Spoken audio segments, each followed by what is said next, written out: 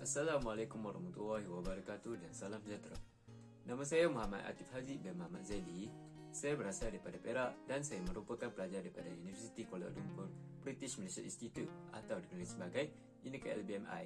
Saya mengambil kursus dalam kejuruteraan teknologi dalam telekomunikasi. Tujuan saya melakukan video ini adalah untuk melengkapkan tugasan yang diberi oleh pensyarah saya, iaitu Sir Azrul Hisham bin Abdul Rahman. Dalam video ini, saya dikehendaki untuk melakukan satu tugasan, iaitu tugasan khidmat masyarakat. Jadi dalam video ini, saya memilih tajuk untuk melakukan khidmat masyarakat, iaitu memasak daripada hasil tanaman sendiri. Tujuan video ini juga dilakukan untuk menolong semua orang untuk melakukan aktiviti-aktiviti yang bermanfaat ketika Perintah Kawalan Pergerakan dilaksanakan di Malaysia. Sebelum itu, saya akan menceritakan apa itu makna khidmat masyarakat. Khidmat masyarakat adalah kerja-kerja kemasyarakatan yang dikerjakan secara berkumpulan yang mempunyai matlamat serta tujuan yang tertentu. Dalam video ini juga, saya akan menceritakan manfaat-manfaat yang boleh kita dapat daripada memasak daripada hasil tanaman sendiri. Jadi, tanpa ditunggu lagi, jom saya akan ceritakan. Antara manfaat-manfaat yang kita dapat daripada memasak daripada hasil tanaman sendiri, yang pertama, kita akan mendapat hasil yang segar terus daripada pokok ataupun daripada kebun kita. Yang kedua pula, kita akan menjimatkan kos perbelanjaan kita daripada membeli di pasar. Ia juga mudah untuk kita supaya tidak bersesak-sesak lagi di pasar. Lagikan pula, di waktu-waktu pandemik sebegini, kita dapat juga mengelakkan daripada penularan COVID-19 daripada berterusan. Yang ketiga atau yang terakhir, ia membuatkan kita bersenam dan juga untuk mengeluarkan peluh. Ia dapat membuatkan hidup kita lebih sihat dan cerdas. Samping itu, kita juga dapat melihat pemandangan-pemandangan kehijauan daripada tumbuhan-tumbuhan tersebut. Langkah pertama yang perlu kita lakukan adalah menggembur tanah kita. Tetapi, sebelum memulakan menggembur tanah, kita perlu mencari tanah yang sesuai untuk tanaman kita.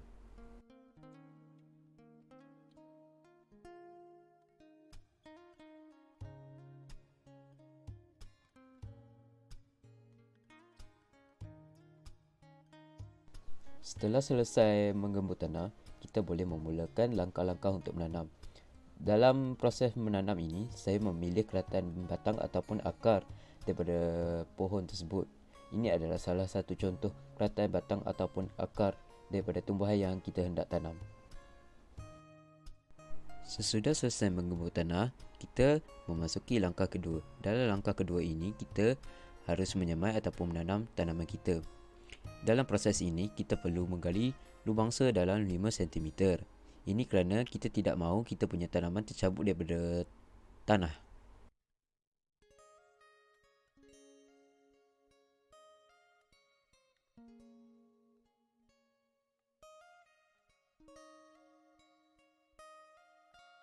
Ini adalah hasil selepas kita selesai menyemai ataupun menanam tanaman kita.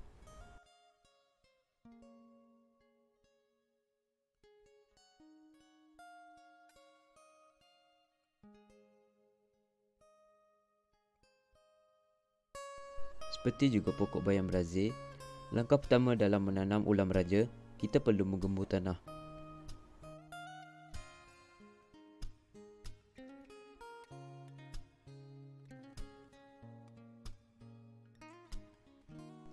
Dalam proses penyemaian ataupun menanam nanti, kita akan menggunakan keratan batang daripada pokok ulam raja tersendiri.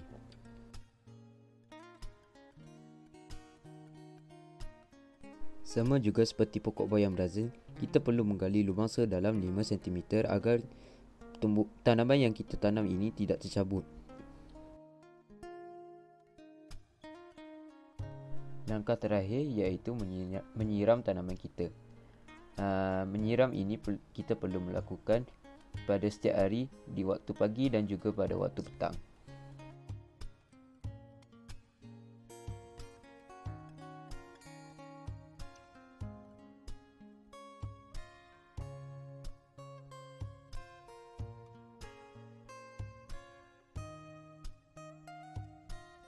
Sebelum menanam pokok kucai, kita perlu menyediakan satu bahan ini, iaitu tanah kompos. Ini adalah salah satu contoh tanah kompos yang boleh didapatkan di kedai tanaman. Sebelum kita menanam pokok kucai, langkah pertama yang perlu kita lakukan adalah menaburkan tanah kompos di dalam bekas yang telah disediakan.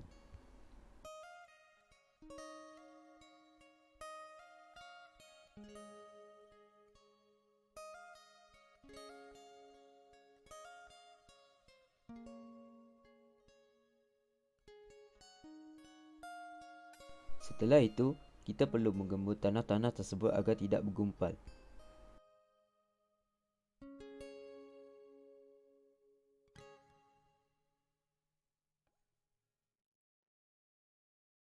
Langkah ketiga, setelah selesai menggembur tanah, kita perlu menyemai ataupun menanam pokok kucai kita. Sama juga seperti pokok bayam Brazil dan juga pokok lam raja. Kita perlu menggali sedalam 5 cm agar tanaman kita tidak tercabut daripada tanah.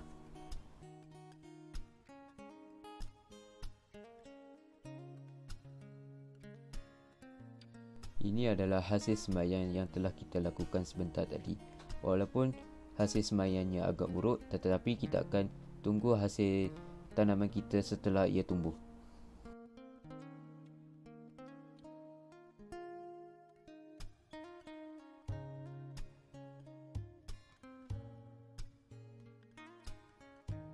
Dalam proses kedua ini pula, kita perlu membaja. Sebelum kita memulakan membaja, kita perlu menggembur tanah untuk meletakkan baja-baja di sekelilingnya. Di sini saya menggembur tanah di tanaman saya yang pertama, iaitu pokok bayam Brazil. Setelah selesai menggembur tanah, kita bolehlah meletakkan baja kita. Baja ini kita boleh beli di kedai tanaman yang berhampiran di rumah kita.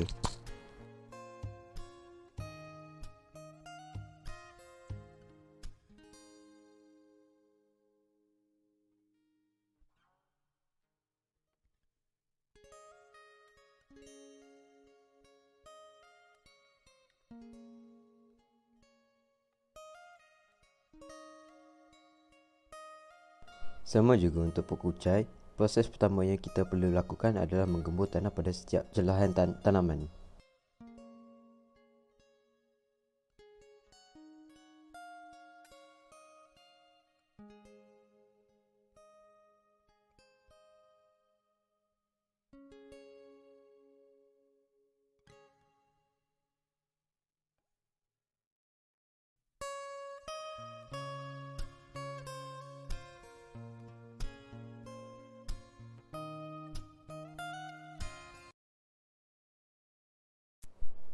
Setelah selesai menggembur tanah, bolehlah kita meletakkan baja.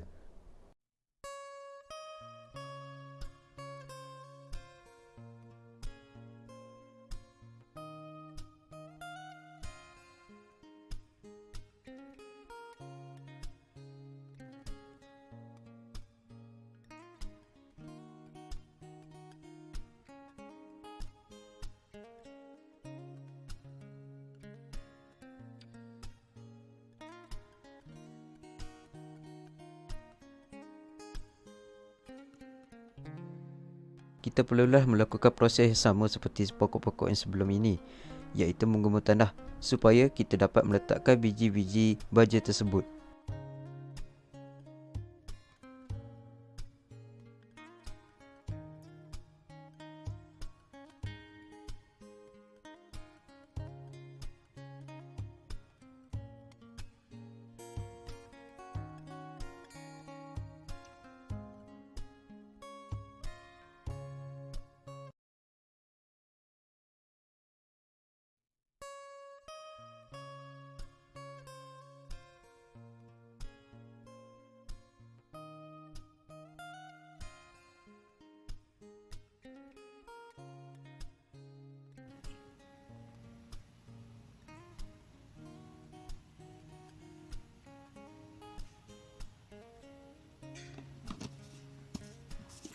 Untuk pokok bayam Brazil pula, saya hanya mengambil bahagian daun-daunnya sahaja, kerana daun-daun itu kita akan gunakan untuk masakan kita.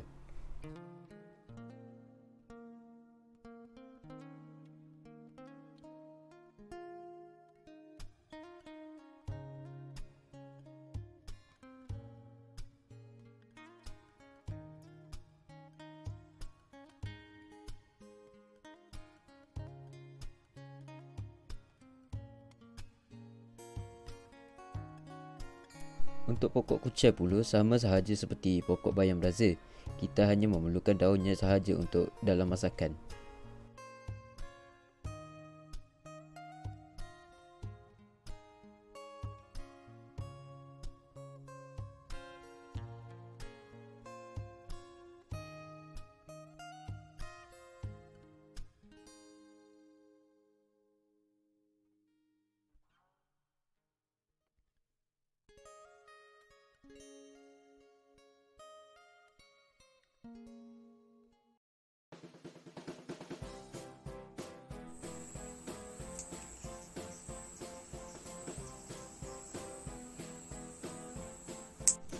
Setelah menuai, tunggu apa lagi?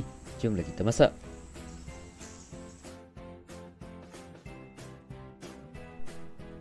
Sebelum memulakan masakan, kita perlu membasuh sayuran-sayuran kita supaya tiada kesan-kesan tanah ataupun kotoran-kotoran lain yang melekat pada tanaman kita. Selain daripada itu juga, jika terdapat bunga-bunga yang baru hendak tumbuh, maka kita perlulah mencabutnya.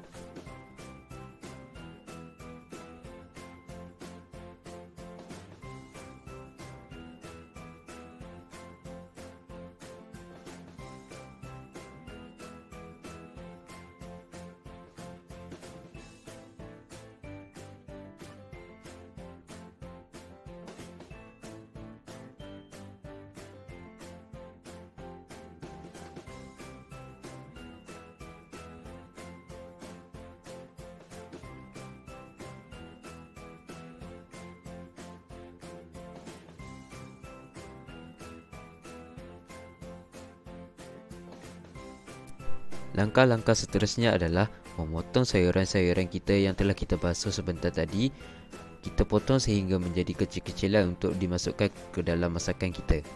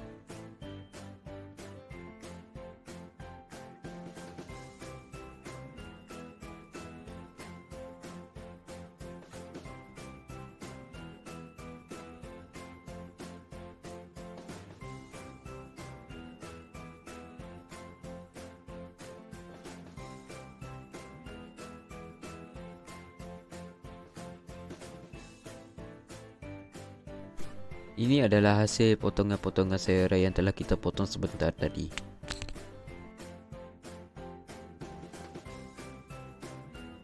Perkara pertama yang perlu kita lakukan adalah mencampurkan sedikit air ke dalam santan agar santan tidak terlalu pekat. Selepas itu, kita tuang campuran santan dan air tadi ke dalam periuk dan tunggu sehingga dia mendidih.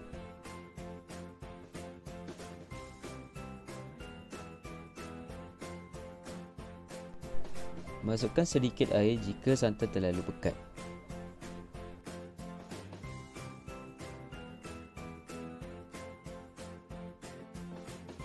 Selepas itu, kita akan meletakkan bahan-bahan tambahan seperti udang dan juga bawang merah yang telah ditumbuk.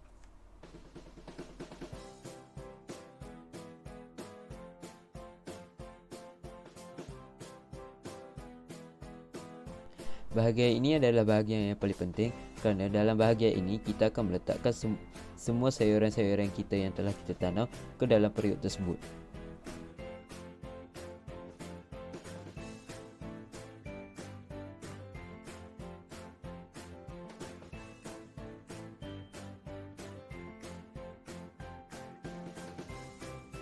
Langkah seterusnya adalah meletakkan gula dan juga garam dalam kuantiti yang sedikit untuk membuatkan rasa masakan seimbang.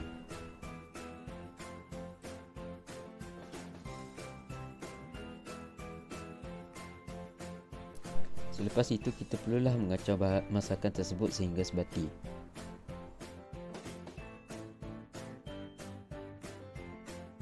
Dan yang terakhir sekali, ini adalah pilihan.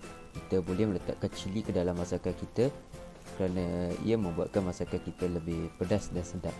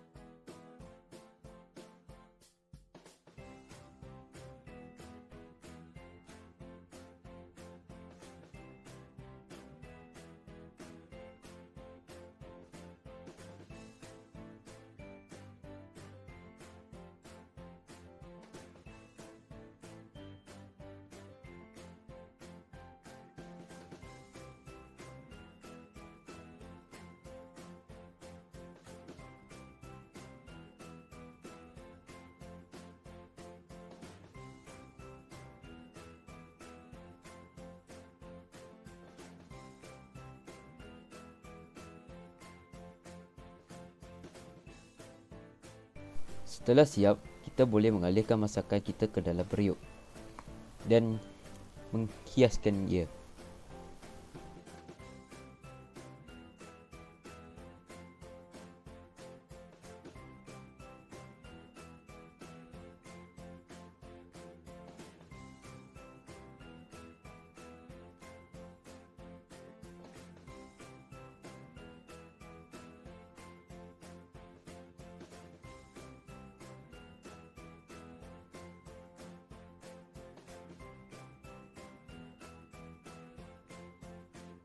Tada, dah siap. Dengan hidangan ini, kita boleh menjamah selera bersama keluarga ataupun tetamu kita. Saya mengucapkan ribuan terima kasih kepada ibu bapa saya dan juga pensyarah saya kerana telah memberi tunjuk ajar dan memberi maklumat-maklumat yang penting dalam melakukan video ini. Saya juga amat berbesar hati dapat menjalankan tugasan saya dengan lengkap. Itu sahaja daripada saya. Sekian, terima kasih.